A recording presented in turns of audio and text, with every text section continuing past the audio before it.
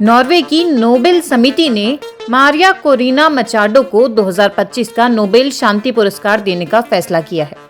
उन्हें यह सम्मान वेनेजुएला में लोकतंत्र और लोगों के अधिकारों के लिए लगातार काम करने और तानाशाही से लोकतंत्र की ओर शांतिपूर्ण बदलाव की कोशिशों के लिए दिया गया है।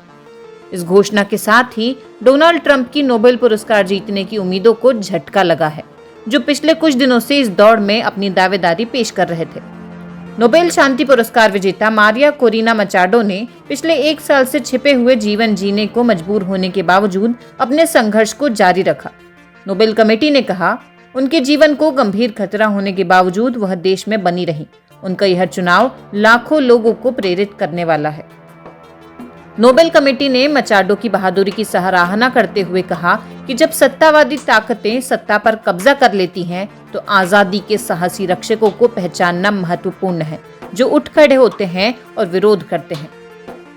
समिति ने कहा, लोकतंत्र उन लोगों पर निर्भर करता है जो चुप रहने से इनकार करते हैं, जो गंभीर जोखिम के बावजूद आगे बढ़ने का साहस करते हैं और जो हमें याद दिलाते हैं कि स्वतंत्रता को कभी भी हल्के में नहीं लेना चाहिए, बल्कि इसे शब्दों, साहस और दृढ़ संकल्प के साथ हमेशा सुरक्षित रखना चाहिए। 2024 के चुनाव से पहले मचाडो विपक्ष की राष्ट्रपति पद की उम्मीदवार थी, लेकिन शासन ने उनकी उम्मीदवारी रद्द कर दी। इसके बाद उन्होंने दूसरे विपक्षी उम्मीदवार एडमुंडो गोंजालेस उरोटियो का समर्थन किया। सैकड़ों वॉलंटियर ने सियासी सीमाओं से परे जाकर चुनाव में पारदर्शिता सुनिश्चित करने के लिए जमकर मेहनत की।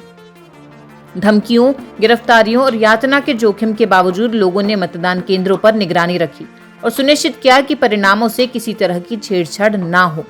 हालांकि सरकार ने चुनाव परिणाम मानने से इनकार कर दिया और सत्ता नहीं छोड़ी। पिछले साल मचाडो को छिपकर जीवन बिताने पर मजबूर होना पड़ा, लेकिन गंभीर धमकियों के बावजूद उन्होंने देश नहीं छोड़ा। नोबेल कमेटी ने अपने बयान में कहा, वेनेजुएला, जो कभी अपेक्षाकृत लोकतांत्रिक और समृद्ध देश था, अब एक निर्दयी तानाशाही राज्य में बदल चुका है, जो मानवीय और आर्थिक संकट से जूझ रहा है। आज अधिकांश वेनेजुएला वासी भयंकर गरीबी में जी रहे हैं, जबकि कुछ लोग सत्ता के शीर्ष पर बैठकर देश की संपत्ति लूट रहे हैं। राज्य की हिंसक मशीनरी अब अपने ही नागरिकों पर दमन कर रही है। करीब 80 लाख लोग देश छोड़कर जा चुके हैं और विपक्ष को चुनावी धांधली, कानूनी धमकियों और जेलों के जरिए दबाया गया है।